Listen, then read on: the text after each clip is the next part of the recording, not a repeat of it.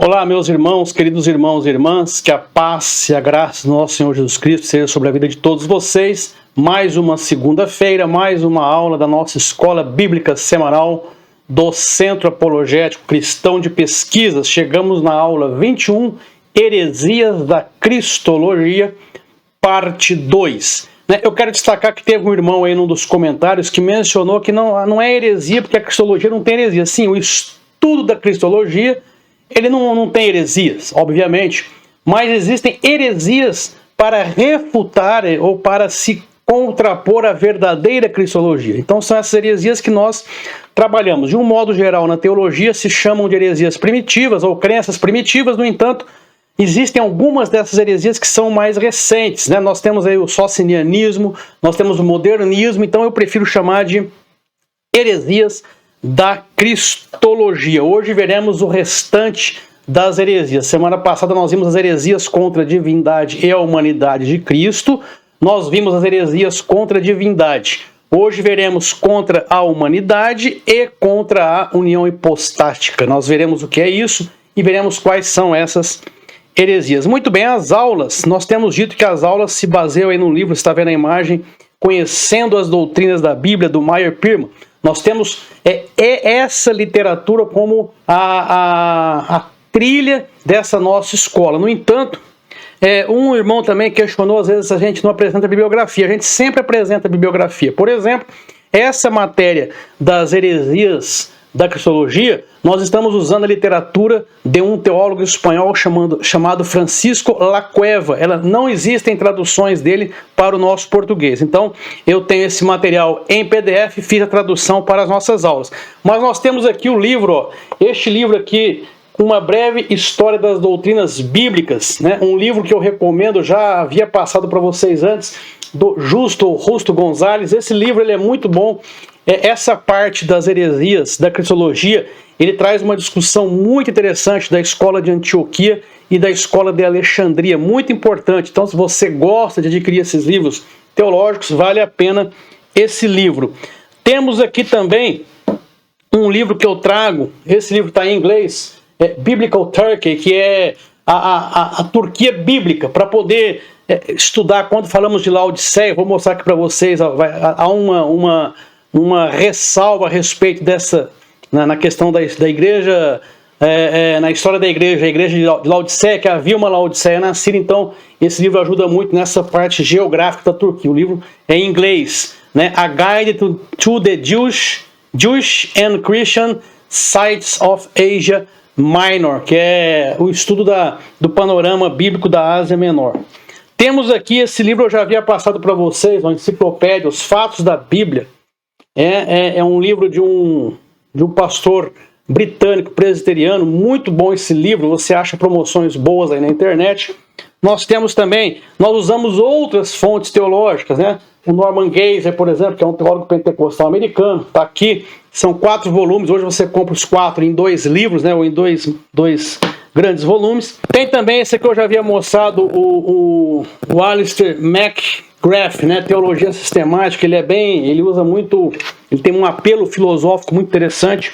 Então, assim, nós procuramos aprofundar todos os outros autores para trazer um material sintetizado, um material simplificado, para que você possa aprender de uma maneira bem tranquila, bem pausada, bem pautada. E a gente busca sempre também esclarecer dúvidas, retirar dúvidas. Muitos entram em contato para tirar dúvidas e nós estamos sempre à disposição. Eu quero também mencionar aqui com vocês, muitos de vocês podem estar acompanhando, a questão dos cursos e seminários do CACP. Nós temos aí um curso de liderança muito bom, muito bem fundamentado, que fala de questões sobre decisão dentro da igreja ou dentro do âmbito do seu ministério. Você que é um líder de música, por exemplo, você é um líder de evangelismo, como que se toma decisões, né? Quais são os princípios que você deve adotar como líder? Então, é um dos cursos que nós disponibilizamos. E eu ressalto e agradeço a participação de todos, tem sido muito interessante. Nós temos aí pessoas do Brasil todo que participam, que contribuem com a nossa escola bíblica semanal. Muito bem, então hoje, Heresias da Cristologia, segunda parte. Hoje, 5 de junho, sempre às 20 horas, a gente dá início sempre às 8 horas da noite. Nós temos então aqui nessa segunda parte algumas heresias contra essa divisão, porque vejam, o professor Martinez, ele enfatizou sempre a famosa, aquela expressão união hipostática, que significa, vem de hipóteses, que é pessoa, a união da pessoa divina com a pessoa física, a pessoa humana, Jesus Cristo. Jesus Cristo era Deus e era homem ao mesmo tempo, era divino e era humano. E aí as heresias contra essa teologia ou contra essa doutrina atacam exatamente essas subdivisões. Então, uma heresia contra a divindade e a humanidade, uma heresia contra a humanidade, uma heresia contra a união hipostática como um todo. Então, na aula de hoje, que é a parte 2, nós veremos heresias contra a humanidade de Cristo, que na verdade é uma heresia que nós iremos ver aqui, o apolinarismo, e veremos heresias contra a união hipostática. Veremos 4 heresias contra a união hipostática de Cristo. Então, vejam, obviamente que a heresia ela tem que deturpar um dos pontos da doutrina. Isso acontece com qualquer heresia. E, nesse caso em particular, nós temos uma heresia contra a humanidade, que é o apolinarismo. E, contra a união hipostática, nós temos, nessa aula aqui, 4 heresias: nestorianismo, monofisismo, monotelismo e o adocionismo, né? O monofisismo ele tem uma variante, o eutiquismo. Vocês, que foi o monge Eutiques que idealizou, são muito parecidas. Existem outros nomes. Não é um estudo muito fácil, porque é uma linha muito tênue de divisão entre cada uma dessas doutrinas ou heresias, tá bom? Então vamos lá. O apolinarismo. Quem foi esse Apolinário? Está aqui. O Apolinário ele viveu no século IV depois de Cristo. Nasceu em 310, morreu em 390. Bispo de Laodiceia. Só que esse Laodiceia, na verdade, é aqui embaixo no mapa. Eu vou marcar para você. Aqui está Latáquia, que é na Síria. É uma cidade da Síria, uma cidade praiana, de litoral. Também tem esse nome. Ela é Latáquia ou Laodiceia. Não é a Laodiceia da igreja de Laodiceia, da igreja da Ásia Menor, da igreja lá de Apocalipse, que aquela Laodiceia, ela está aqui, ó, nas proximidades, onde você vê essa palavra aqui, ó, Denizli, aqui, ó. Aqui você vê Esmirna, aqui embaixo está Éfeso, e por aqui, tá? Vou mudar aqui a cor, pegar um preto aqui. Então, por aqui, ó, é que está a Laodiceia do Apocalipse. Então, por favor, não confunda. Então, esse Apolinário era aqui da Síria, tá? Viveu, então, no século IV. Essas pessoas, inclusive, nós vamos ver na história de Apolinário, na história de Nestório, por exemplo, que será o próximo que nós veremos, que eram pessoas bem intencionadas. Elas buscavam a Deus, buscavam a servir de fato a Deus.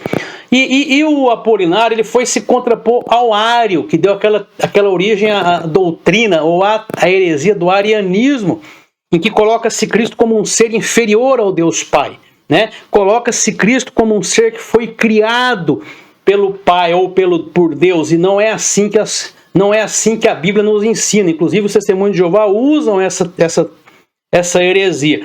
Então, o Apolinário, para se contrapor, para fazer frente ao avanço do arianismo, ele idealizou essa doutrina. Só que ele acabou, então, saindo pela tangente. Por quê? Ele negava a natureza humana do verbo.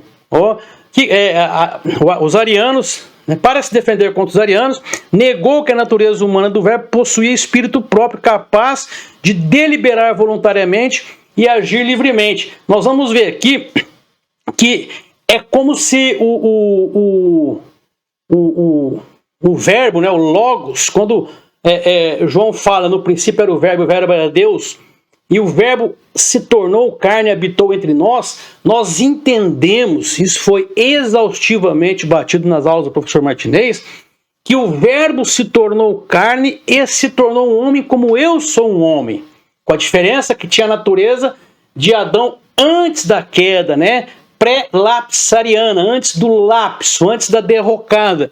Então Jesus não tinha, embora ele tivesse fome, tivesse todas aquelas dificuldades de um ser humano, ele não tinha a natureza de pecado. Muito bem, o que o Apolinário veio trazer? Que Ao descer sobre, ou ao se tornar carne, esse Logos, o verbo, ele dominou completamente a parte humana de Jesus. Então a parte humana deixou, ela não tinha nenhum tipo de participação, ela deixou, ela não agia, é como se ele não pensasse, é como se ele não deliberasse, era como se, por exemplo, o Apolinário, ele era tricotômico, como nós somos, mas ele dizia que a alma de Jesus, na verdade, era aquilo que tinha no Espírito de Cristo, aquilo que estava no Logos, que Jesus não teria uma alma propriamente como ser humano. Então ele descartou a humanidade de Jesus. No início da sua carreira, tá aqui, ele era altamente estimado, foi o que eu disse,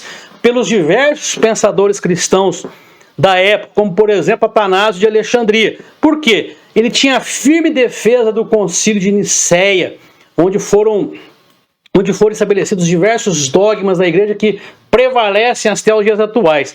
Essa heresia cristológica não foi propriamente uma criação do Apolinário, ela já era discutida lá na escola de Alexandria. Eu disse para vocês que havia uma discussão grande entre a escola de Alexandria e a escola de Antioquia.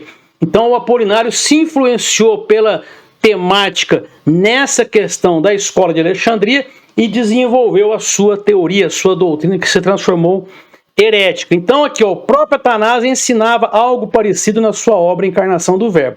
Jesus não teria alma, não haveria sentido em atribuir duas almas a Cristo. Uma do Logos, uma alma divina, digamos assim, e a alma do próprio corpo. Quer dizer, isso é ilógico. Jesus, como humano, ele tinha o seu corpo e a mente, os desejos de homem. E, obviamente, habitando nele a sua plenitude do verbo. Só que o Ário não via dessa maneira. Jesus não tinha alma. É uma coisa muito, muito estranha do ponto de vista, obviamente, bíblico, né? O Logos, o verbo que se encarnou, já cumpria esse papel. Assim, sua humanidade era, obviamente, resultado da divindade. Então, a humanidade de Cristo não tinha nenhum tipo de efetividade. Então, Jesus, em tese, não teria sofrido nenhuma agrura por conta da sua humanidade. A doutrina era uma doutrina verbo-carne, né? Então, o verbo está ali, tem um pedaço de carne apenas, não uma pessoa, não um ser humano, não uma característica de humanidade, não um verbo pessoa humana. Então, isso era o apolinarismo, isso era a doutrina criada pelo Apolinário, por esse bispo cristão. Jesus foi humano, vamos refutar aqui, Romanos 5,15, 1 Timóteo 2,5. E por outro lado, era o verbo de Deus entre nós. João 1, de 1, e no verso 14. E depois, quando Tomé diz, Senhor meu e Deus meu, naquela confissão dada por Tomé, humano e divino, mortal e imortal, temporal e eterno, Deus encarnado, a linguagem a ser adotada era a de duas naturezas em uma única pessoa, ou em uma hipóstase, é a chamada união hipostática. Então, eu entendo até que isso tem um nível de dificuldade para compreender. Muitas vezes nós precisamos de fato estudar, aprofundar para conhecer mais em detalhe, entender exatamente o que a Bíblia fala a respeito dessa união hipostática de Cristo e o que essas heresias falavam lá no passado. Vamos ver o nestorianismo. O nestorianismo, outro homem, era um homem de Deus, ninguém tem dúvida disso, né? Surgiam essas discussões nos concílios, surgiam discussões teológicas profundas. Nestório era considerado um teólogo aprofundado, de muitas raízes, então, até mais que Apolinário, e ele desenvolveu uma teoria em que, eu vou mencionar aqui, depois eu vou acompanhar os slides, por que ela é diretamente contra a união hipostática? Porque para Nestório, Jesus tinha realmente duas naturezas, mas eram extremamente separadas. É como se a natureza humana pudesse ter um desejo diferente da sua natureza divina. Então era como se duas pessoas estivessem caminhando separadamente. Na doutrina de Nestório, seria mais ou menos como acontece conosco hoje. Eu digo, o Espírito Santo está em mim, mas o Espírito Santo não está em mim do mesmo modo como o Logos se encarnou. É diferente. O Espírito Santo habita em nós, mas o Espírito Santo ele pode se afastar de mim. O pecado afasta o Espírito Santo de mim. Com Cristo, não. Era uma pessoa, era uma única pessoa que tinha, na verdade, uma união de uma natureza divina e uma natureza carnal. O Nestório vem e tenta separar isso. Ele foi bispo, ele foi patriarca de Constantinopla, que é onde hoje está a cidade de Istambul, na Turquia. Viveu também no mesmo século ali do Apolinário. E ele foi o fundador dessa doutrina. Ele sustentava que cada uma das naturezas, tá aqui, ó, tinha sua própria personalidade, admitindo-se entre ambas uma união acidental de pertencimento mútuo. Havia como se elas tivessem um relacionamento, essas duas naturezas, mas não substancial e pessoal, como a palavra de Deus nos apresenta, né? Uma coisa só. Jesus era ao mesmo tempo divino e ao mesmo tempo humano. Então, por isso que a heresia de Nestório era contra essa união hipostática de Cristo. Assim, quando a gente se refere a nestorianismo, a gente está fazendo alusão a essa doutrina de que existem duas hipóstases, ou seja, duas pessoas distintas no Cristo encarnado, uma divina e uma outra humana, só que atuando separadamente, com ideias, com vontades diferentes. O ensinamento de todas as igrejas que aceitaram o concílio de Éfeso é que no Cristo encarnado há uma única hipóstase, né? Uma única pessoa. Deus e homem ao mesmo tempo se juntam. É uma simbiose. É um corpo só, onde você tem duas naturezas, onde você tem o divino e o humano vivendo ali conjuntamente. Nestório, por um outro lado, veja que interessante isso. Nessa época, já se mencionava a questão de Maria, mãe de Deus. Não era uma ênfase ainda muito... Isso, inclusive, gerou uma cisão depois entre Roma e os ortodoxos. Você, quando vê uma igreja ortodoxa, você não pode chamar de católico, eles não aceitam. Isso começou lá no século IV. Nestório era crítico dessa ideia, porque como ele separava bem essa questão da pessoa divina e humana, ele também dizia o seguinte, se está encarnado o Filho, Maria não pode ser mãe de Deus. Deus, o Pai, não se encarna. Deus, o Pai, não tem mãe. E aí ele criou uma expressão que Maria, quando muito, poderia ser chamada de portadora do Cristo. Olha que interessante. E nós hoje, nós que somos cristãos ortodoxos, nós acreditamos, não ortodoxos da igreja ortodoxa, ortodoxos pela doutrina ortodoxa, né? Pela ortodoxia, pelo ensinamento médio, correto da doutrina. Nós acreditamos que Maria era portadora do Cristo, obviamente, e isso está de acordo com o texto. E não concordamos com a expressão também Maria, mãe de Deus. Finalmente, o concílio de Calcedônia, que veio aí no século V, né, ou seja, quase 100 anos depois, ele condenou os dois movimentos, tanto o apolinarismo quanto o nestorianismo, tá? Considerou-os como heréticos e manteve a crença na unidade da pessoa, como também na dualidade das duas naturezas. Então Jesus era divino e humano ao mesmo tempo, mas uma única pessoa, né? O Verbo se encarnou e ali tinha um ser humano como eu e você, só que era o Verbo em pessoa. Muito bem. Monofisismo, o que vem a ser isso? Você vê que sempre é originado do grego, né?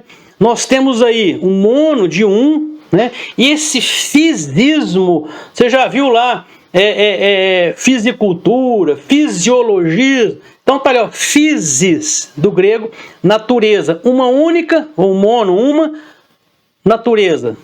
Mono, único. E physis, ou physis, natureza. Então, o que vinha dizer esse monofisismo?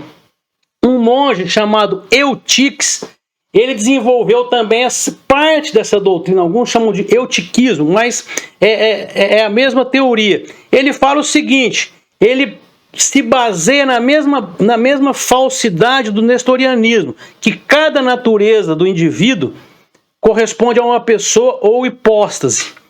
Só que o monofisismo sustentava que uma vez feita essa união, havia apenas uma natureza em Cristo.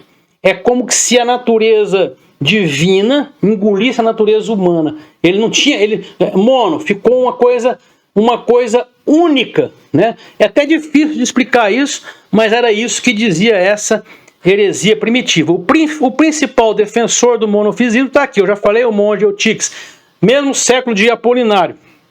século IV, ele nasceu no século IV e morreu no século V. Ele era superior de um mosteiro, afirmando, ao que parece, né, com Nestório também acontece isso, a questão você vai encontrar quando se pesquisa, por isso que é importante pesquisar em livros, buscar em fontes fidedignas. Se você busca na internet, você acha diversas ideias distintas, tá? Então tem que tomar cuidado. Então afirmava que a natureza de Cristo foi absorvida em certa medida pela divina. Por isso que é uma heresia contra a união hipostática. Porque na união hipostática nós entendemos que a natureza humana jamais foi absorvida pela natureza divina. As duas naturezas se misturaram de maneira semelhante ao que ocorre em uma liga de metais ou em uma combinação química, resultando em uma terceira natureza diferente das duas anteriores. Então, juntou-se as duas naturezas e se transformou numa única, um monobloco. E não era isso que acontecia na união hipostática. Era uma pessoa com duas naturezas bem nítidas, a dualidade das naturezas divina e humana. E monotelismo.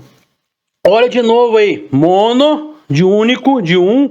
Telismo, de teles, que é vontade. Vamos ver então, tá aqui, ó. Depois da declaração de Calcedônia, nós vimos lá em 451 depois de Cristo, né, foi feito o relatório, né, foi colocado ali uma espécie do credo de Calcedônia. Não se imaginava que haveria qualquer outro tipo de desvio. Então, ninguém pensava em nenhum outro tipo de declaração dogmática, né, que seria necessário, por exemplo, para se entender corretamente que a palavra de Deus nos diz a respeito da pessoa divina e humana Jesus Cristo. Por quê? Nós vimos que em Calcedônia se combateu, se chegou a um denominador comum em relação ao apolinarismo e ao nestorianismo. E aí, a igreja, os irmãos, os cristãos dessa época, do século IV e século V, imaginavam, agora isso aí foi apaziguado. Mas aí vem o monofisismo, aí vem o monotelismo, tá? Então tá aqui, ó, monos, único, e telesis, vontade.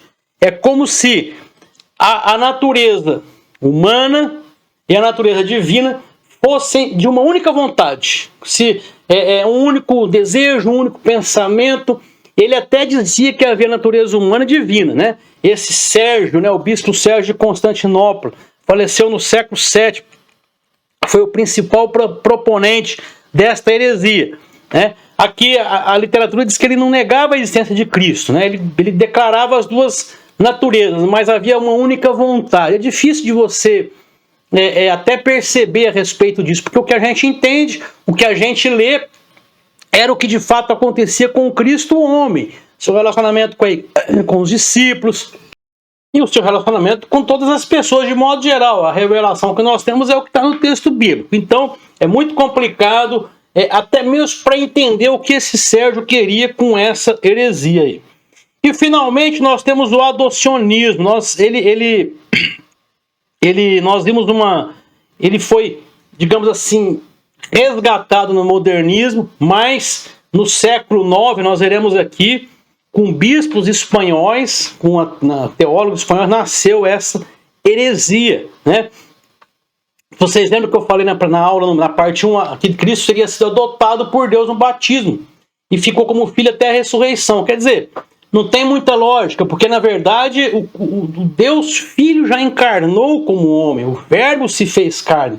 Ele eternamente é filho do Pai, não existe essa distinção. O professor Martinez, inclusive, exauriu esse conceito do gerado na eternidade, do credo de Atanásio, que é uma coisa um tanto quanto equivocada. Então, vamos verificar aqui o adocionismo. O Francisco Lacueva, que é o teólogo que nós baseamos aqui essa parte das heresias da cristologia, fala no seu livro A Pessoa e Obra de Jesus Cristo, páginas 53 e 54, sobre o adocionismo. E ele diz que essa heresia também era chamada de heresia espanhola, porque seus autores foram bispos espanhóis, Félix de Urgel, falecido no ano 800, e Elipando de Toledo, falecido em 808. Então, praticamente a heresia foi estabelecida no século século VIII, né? E eles faleceram aí no comecinho do século IX. Eles alegaram que Jesus Cristo sempre foi o próprio Filho de Deus, por sua geração eterna do Pai, E nisso eram completamente ortodoxos. Mas depois afirmaram que, como homem, ele era filho de Davi. E que se tornou um filho adotivo de Deus, embora em grau e qualidade imensamente superior a nós. Quer dizer, ainda coloca um nível de comparação conosco, né? Réis seres humanos, quando que o Filho era o próprio Deus encarnado, desde o seu batismo até a sua ressurreição. Então, Jesus teria sido adotado pelo Deus Pai.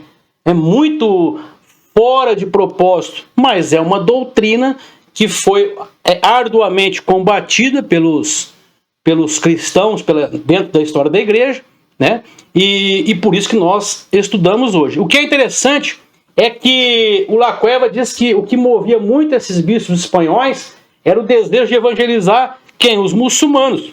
Porque os muçulmanos tinham uma crença em um Jesus como um profeta e como um filho de Deus, no sentido como nós, somos filhos de Deus adotados por Deus, por adoção. Então veja, eu não posso criar uma teoria herética com o argumento de que eu quero evangelizar determinada nação, determinadas pessoas. E foi, segundo Lacueva, essa foi a base da criação aí do adocionismo. O adocionismo, no entanto, foi condenado no Sínodo de Frankfurt, em 794. Vejam que foi pouco antes da morte desses dois bispos aí. E não surgiu mais, até que no século XIX ela ressurgiu com o modernismo. Se vocês assistirem lá na parte 1, verão, quando eu falo do racionalismo, do existencialismo, né? Aquelas escolas filosóficas inseridas na escola do modernismo. O modernismo, que era uma escola filosófica secular que gerou influências e criou o modernismo teológico. Pessoal, então aqui, fazendo aqui um breve quadro, nós vimos então, vamos colocar todas as escolas aqui, nós vimos nas duas partes aí as diversas heresias que existem contra a doutrina de Cristo, ou seja, heresias relacionadas com a cristologia. Então nós vimos o ebionismo, serintianismo, o docetismo, o arianismo, monarquianismo, socinianismo, o modernismo, o apolinarismo, o nestorianismo, monofisismo, monotelismo e o adocionismo. Nós observamos que duas delas aqui, socinianismo e modernismo, são mais recentes. Tá? O adocionismo, Idade Média, né? Mais ou menos, ano 800, tem que ver, Idade Média. E as demais aí, início ali do século I até o século V, VI da história da igreja. Muito bem, nós então aqui encerramos a temática da cristologia, tá? Encerramos o bloco do ensino da cristologia. Na próxima aula nós já entraremos, na próxima segunda, com a doutrina da expiação, tá bom? Nós vemos vocês então aí na próxima segunda-feira, entrando com a aula 22, doutrina da expiação. Fiquem todos na paz do Senhor Jesus. Nos vemos então a semana que vem. Um grande abraço a todos.